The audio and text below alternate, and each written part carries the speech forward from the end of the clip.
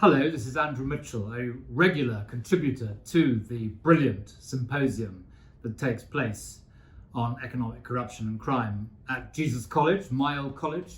And we're all very sad it's not taking place this year, but absolutely delighted that all those involved are preparing now for when it can take place in 2021. I've been involved by making some points in the symposium itself. More recently, I've been called upon to make the after-dinner speech on the Saturday night and tell a few sometimes tasteless but hopefully welcome jokes.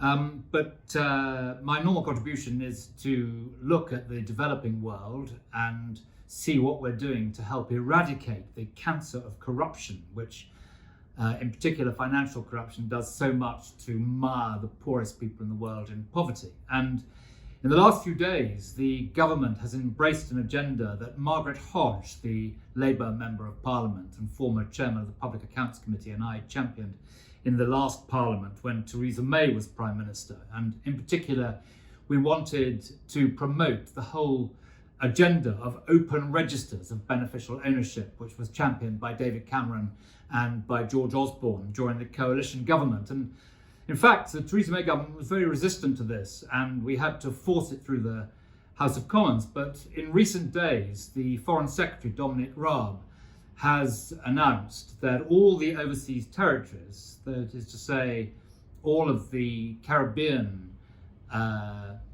financial havens, will now sign up to open registers of beneficial ownership. And we hope that the BVI will very shortly join them in that.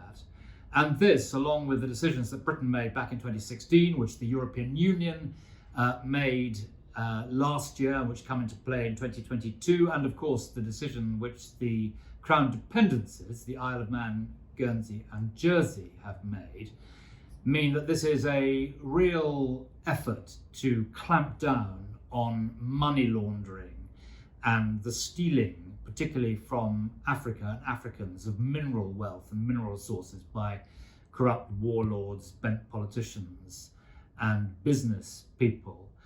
This business of open registers, which I've talked about at the symposium before and which I think is incredibly important, it can make a real difference to the fight against corruption and money laundering. And now the British government is firmly continuing that agenda that was set by David Cameron and George Osborne back in the coalition government, implemented in Britain in 2016.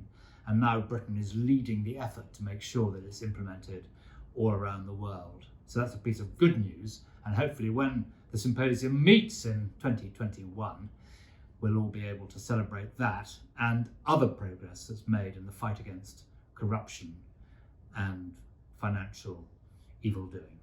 Thank you.